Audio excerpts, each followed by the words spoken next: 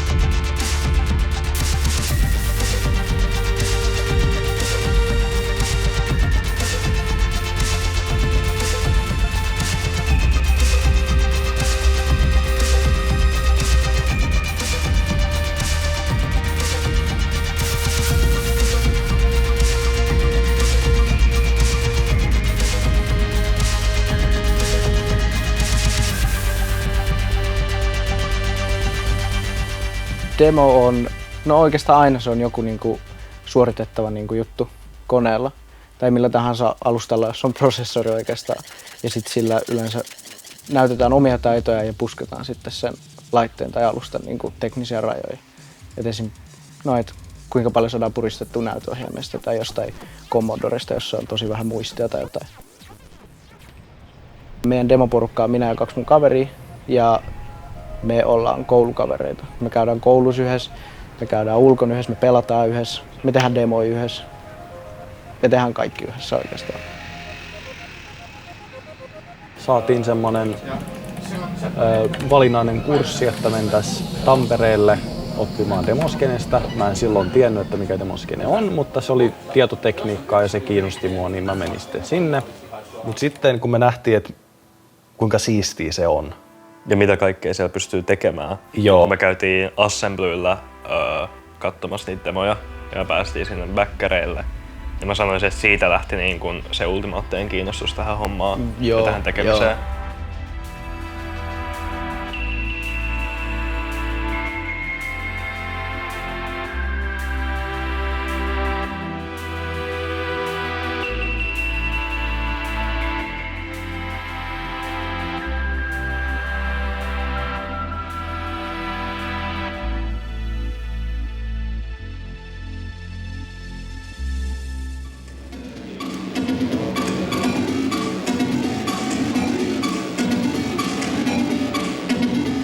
Demoskeneen kuvaaminen niin kuin tällä sisäpiiristä on tietenkin niin kuin hyvin hankalaa, koska se mitä mä sanon saattaa kuulostaa semmoiselle, kuka ei demoskeneen ollenkaan tunne niin täysin niin kuin oudolta ja demojen näyttäminen yleensäkin. Ihmisille, jotka ei sitä kulttuurista tiedä, niin sit se saattaa olla outo kokemus, varsinkin jos puhutaan vanhoista laitteista. Niin kuin nykyteknologian, huipputeknologian ja taiteen yhdistäminen sillai niin vahvasti kuin sitä tuossa tehdään, niin se on mun mielestä niin kuin isosti se niin kuin demoskenen juttu. Että ihmiset niin kuin pyrkii kokeilemaan tosi paljon uusia asioita, pyrkii oppimaan tosi paljon uusia asioita ja niin kuin haastamaan sitä omaa jotenkin näkemystä ja osaamista.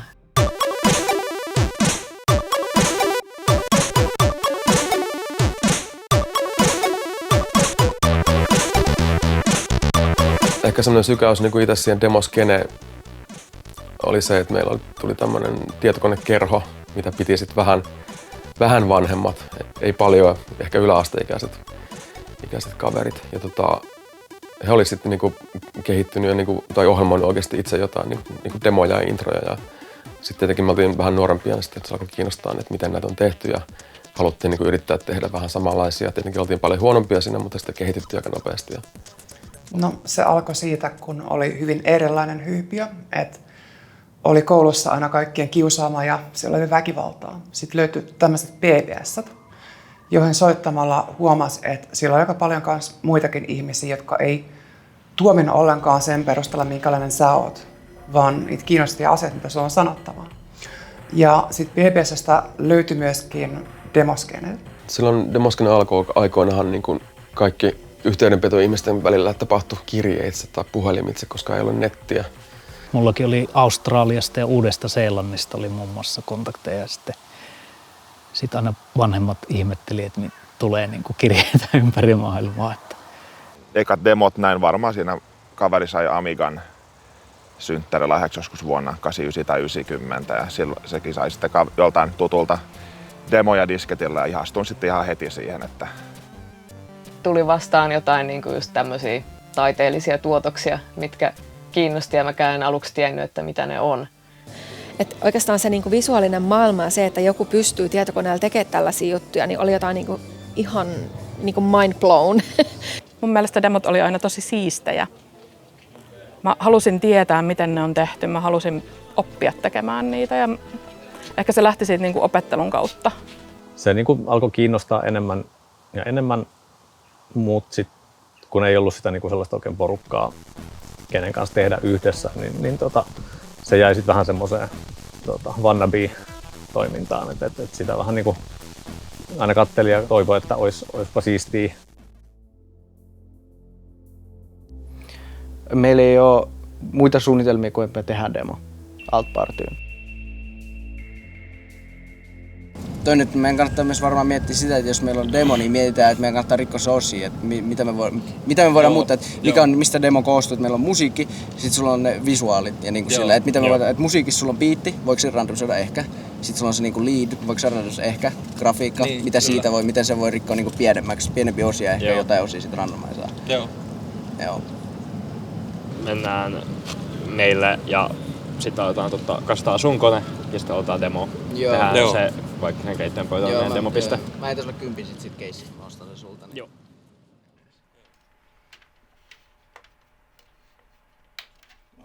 Koska meillä ei ollut varaa ostaa Windows-lisenssiä, niin eka tietokone, johon mä pääsin käsiksi, niin oli Linux-pohjainen, joka tarkoitti sitä, että siinä piti olla niin kuin todella niin kuin, hands deep siinä systeemissä. Koko ajan piti korjailla jotain tai muokata jotain. Niin siitä se lähtee oikeastaan sellainen, että siitä tuli harrastus. Sellainen tekninen puoli tietokoneiden käytöstä.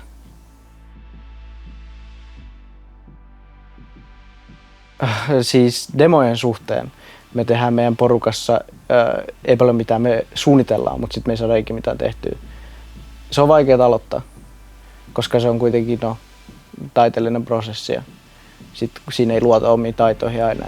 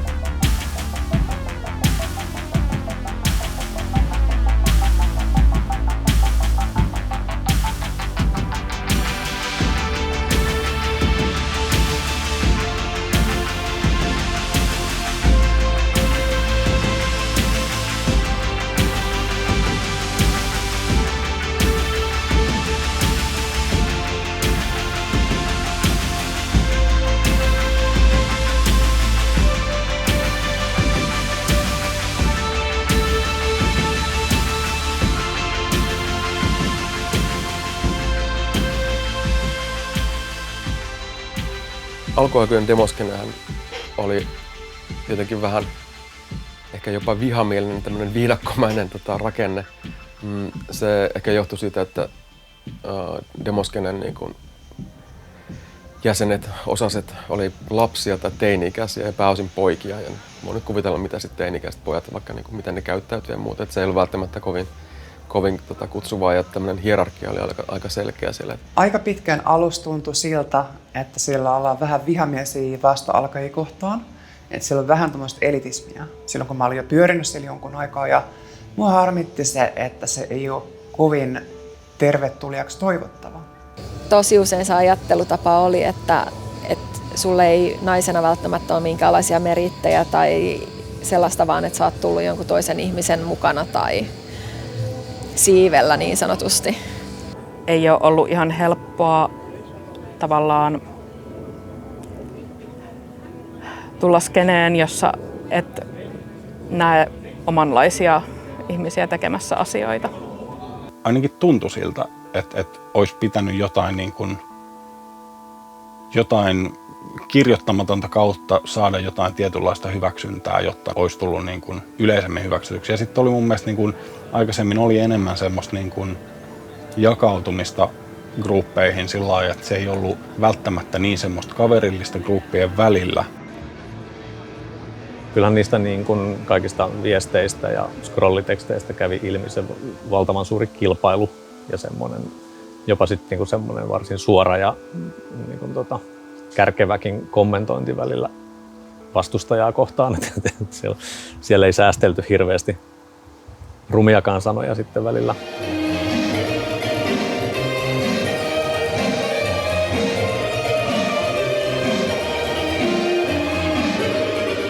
Kun demoja tehdään, niin siinä on paljon erilaisia tekijöitä ja eri osia, että on grafiikkaa, musiikkia, koodia. Joten tämä gruppi tavallaan syntyy niin kuin luonnostaan siinä näiden eri osien niin kuin kautta, että miten demoa tehdään. Demoja tehtiin aika nopeasti silloin alkuaikoina, että saattoi tulla monta demoa vuodessa. Nykyään on ehkä vähän pidempiä projekteja, mutta kuitenkin se tarvittiin niin kuin enemmän voimia siihen taustalle. Että ne groupit syntyi tavallaan yhteisen harrastuksen ja kiinnostuksen kautta, vähän niin kuin eri osaamisalueiden mukaan sitten. Kun sai sen oman groupin, jossa sai tehdä demoja ja jossa me opeteltiin yhdessä tekemään demoja ja käytiin partyillä ja näin. Ja sehän tuntui aivan mahtavalta, koska ei ollut enää semmoinen niin eksynyt olo.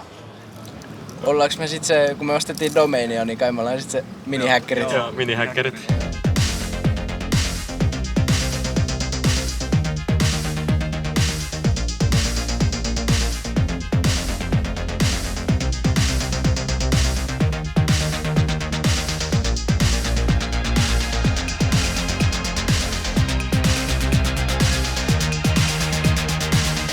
Tapaamista on semmoinen, missä me saadaan niin kuin nykyäänkin eniten aikaan, vaikka on kaikki hienot sähköiset kommunikaatioväylät.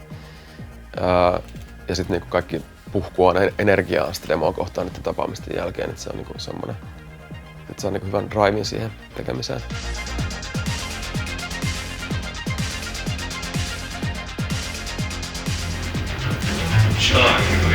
No niin, mulla on sitä lähdekoodia tähän enää. Haluatko kirjoittaa? Okei, siis ongelma on sitten lähdekoodi tässä. Tää oli suunnilta osalta, toi oli tehty ilman mitään koodia. Mut kun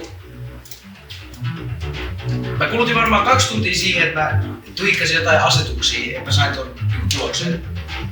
Ja mä en muista enää mitä asetuksia oli. Mä en osaa enää laittaa takaisin. Ja mä en tiedä kaikista mun GPU vai CPU. Me ollaan vähän rehellisesti hakusessa vielä, että mitä meidän demoon tulee. Joo.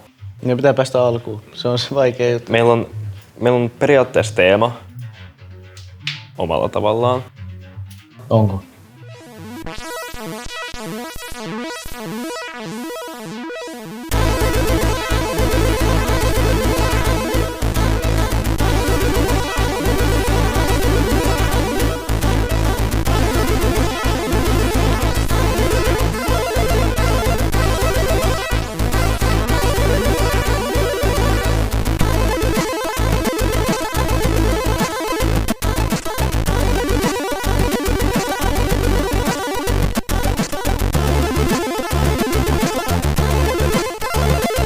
Demoparty on tapahtuma, jossa ihmiset, jotka on skenessä, kiinnostuneita skenestä, kokoontuu yhteen, julkaisee demoja demokompoissa eli kilpailuissa.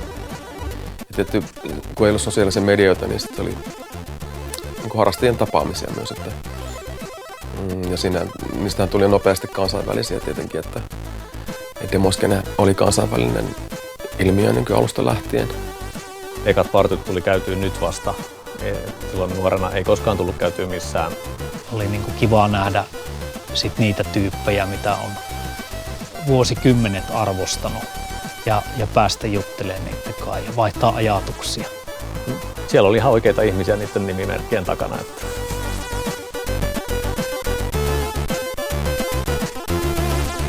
se, että ollaan jotain muuta kuin se massa, mutta sitten kuitenkin ollaan myös se yhteisö. Tämä on omanlaisensa alakulttuuri ja perhe tietyllä tapaa.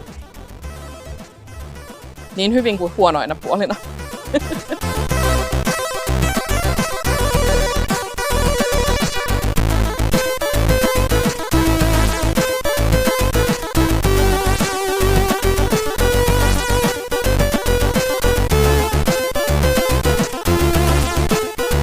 On niin kuin ilahduttava nähdä, miten se henkinen niin kuin voimavara on kasvanut siitä ehkä enemmän kilpailuhenkisyydestä, mikä on vieläkin niin kuin äärimmäisen hyvää, koska se ohjaa meitä niin kuin olemaan parempia.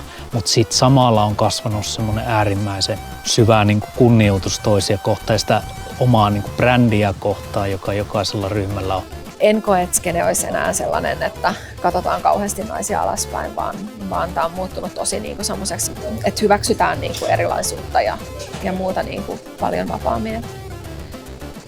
Mun mielestä paljon semmoisia positiivisia muutoksia ja mun mielestä on myös siistiä, että tämä skene niin kuin elää ajassa ja muuttuu. Että kyllähän niin kuin, kun mietitään ihan siis puhtaasti, mitä on niin kuin aineeton kulttuuriperintö, niin senhän pitääkin elää ajassa. Varmaan koska niin paljon kommunikaatiosta on tapahtunut BBSien ja nykyään netin kautta, niin porukat voi herkemmin olla omia itseään. Ei tarvitse tulla esittämään mitään. Se on paljon tärkeämpää, että mitä sä teet, kuin kuka, mikä, millainen sä oot.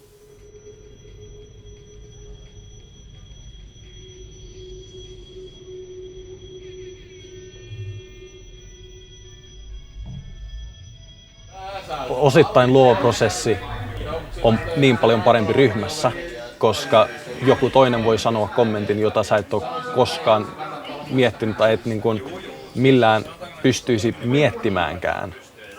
Ja se niin kuin avaa täysin uuden maailman siinä. Tässä on 50-50, että crashaa tää exporttiasteisesti. Siis... Mä tein se vaan uudestaan. Tehdään 2 kertaa, niin se toimii.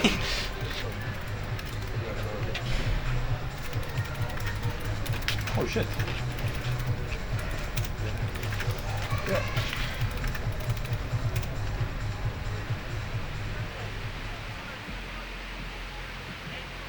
Aina ajatellaan, että demoskene olisi joku yksi asia, johon on joku yksi ovi, jonka avaa ja sit sä oot skeneri.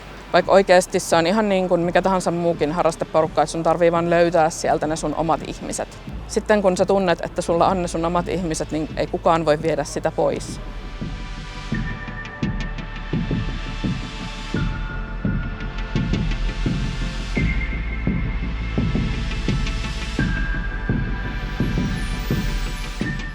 Oman demon näkeminen partyilla on tietenkin niinku jotenkin karmeeta. Mä hikoilin niin, että norot valu selkää pitkin. Se oli aika jännittävää, joo.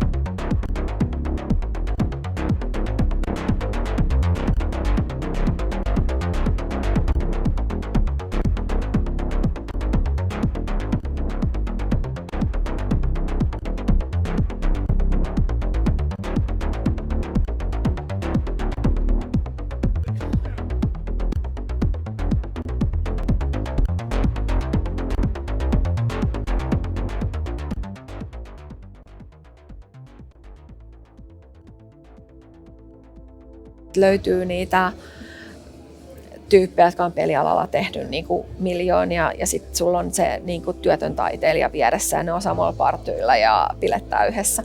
Jotenkin se on niin kuin mielestäni siistiä, että ihmisiä tulee tosiaan niin erilaisista taustoista, niin erilaisista lähtökohdista. Ja ne kaikki tulee niin kuin yhteen tämän saman asian ympärille, katsoo demoja ja nauttii siitä ja taiteesta ja tekee sitä. Ja se yhdistää. Näytettiin. Joo. Se sanoit mulle, että mä vedän pyöriteitä. Ja se kun meidän niinku, minihäkkerit tuli siihen ruutuun ja siinähän lasten sykkeet nousikin. Joo. Ja se oli semmoinen urheilusuoritus pelkästään se, että näki sen. Mä en oo jännittänyt noin paljon varmaan vuosia. Ei mitäkään.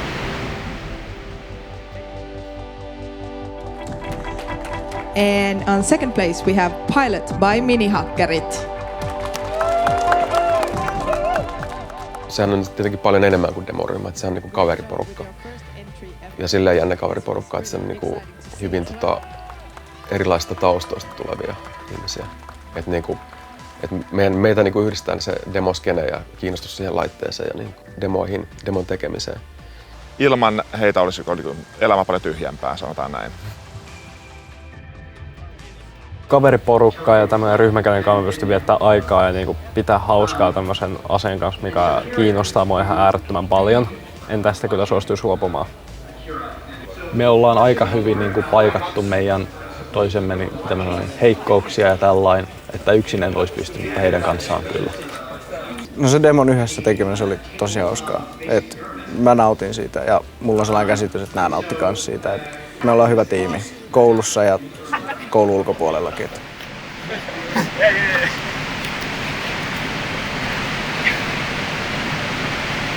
Eli instanssille seuraava.